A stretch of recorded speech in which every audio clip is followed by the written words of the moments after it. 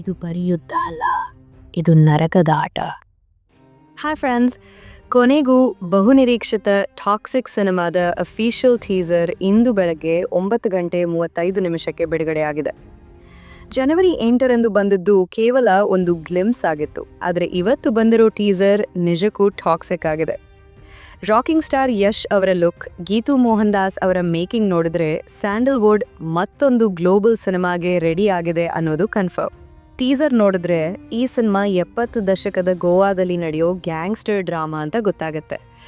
Post colonial ಪೀರಿಯಡ್ನ ಆ ಕತ್ತಲೆ ಪ್ರಪಂಚವನ್ನ ಅದ್ಭುತವಾಗಿ ತೋರಿಸಿದ್ದಾರೆ.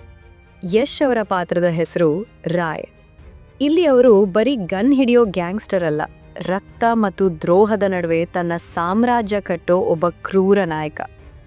ಅವರ ಲಾಂಗ್ ಹೇರ್ ಮತ್ತು ಆ ರೆಟ್ರೋ ಸೂಟ್ ಲುಕ್ ಸಖತ್ ಸ್ಟೈಲಿಶ್ ಆಗಿದೆ. ಇಂದಿನ ಟೀಸರ್ನಲ್ಲಿ ನಮಗೆ ನಯನತಾರ, ಕಿಯಾರಾ ಅಡ್ವಾಣಿ ಮತ್ತು ರುಕ್ಮಿಣಿ ವಸಂತ್ ಅವರ ಲುಕ್ಗಳ ಸಣ್ಣ ಸುಳಿವು ಸಿಕ್ಕಿದೆ. ಮಲ್ಟಿ ಸ್ಟಾರರ್ ಸಿನಿಮಾದ ಮೆರುಗು ಟೀಸರ್ನಲ್ಲಿ ಎದ್ದು ಕಾಣುತ್ತಿದೆ. ಈ ಟೀಸರ್ನಲ್ಲಿ ವೈಲೆನ್ಸ್ ಸ್ವಲ್ಪ ಹೆಚ್ಚೇ ಇದೆ. ಕೈಕಾಲು ಕತ್ತರಿಸುವ ಸೀನ್ಗಳು, ರಕ್ತಪಾತ, ಇವೆಲ್ಲವೂ a fairy tale for grown ups. ನಮ್ಮ ಹಲವು ಸೀನಿಯರ್ ಹೀರೋಸ್ ಹಾಗೂ ಹೀರೋಯಿನ್ಸ್, ಸೊ ಮನಸ್ಸಿಗೆ ರಕ್ತಪಾತ. ಇವೆಲ್ಲವೂ a fairy tale for grown ups ಅನ್ನೋ ಟ್ಯಾಗ್ ಲೈನ್ಗೆ ನ್ಯಾಯ ಒದಗಿಸ್ತವೆ. ರಾಜೀವ್ ರವಿ ಅವರ ಸಿನಿಮ್ಯಾಟೋಗ್ರಫಿ ಮತ್ತು ರವಿ ಬಸ್ರೂರ್ ಅವರ BGM ಪ್ರತಿ ಫ್ರೇಮ್ಗೂ ಜೀವ ತುಂಬಿದೆ. ಪ್ರೊಡಕ್ಷನ್ ಡಿಸೈನ್ ಹಾಲಿವುಡ್ ಮಟ್ಟದಲ್ಲಿದೆ. ಸಿನಿಮಾ ಮಾರ್ಚ್ 19ಕ್ಕೆ ರಿಲೀಸ್ ಆಗ್ತಿದೆ. ರಣವೀರ್ ಸಿಂಗ್ ಅವರ ಧುರಂಧರ್ 2 ಜೊತೆ ಇದು ಬಾಕ್ಸ್ ಆಫೀಸ್ ಕ್ಲಾಶ್ ಮಾಡ್ತಿದೆ. ಯಶ್ ಅವರ ಈ ಅಬ್ಬರ ನೋಡಿದ್ರೆ ಗೆಗಲು ಯಾರದ್ದು ಅನ್ನೋದು ಈಗಲೇ ಗೆಸ್ ಮಾಡ್ಬೋದು. ವೈಯಕ್ತಿಕವಾಗಿ ನನಗೆ ಈ ಟೀಸರಲ್ಲಿ ಇಷ್ಟವಾಗಿದ್ದು ಅದರ ಡಾರ್ಕ್ ಮೋಡ್.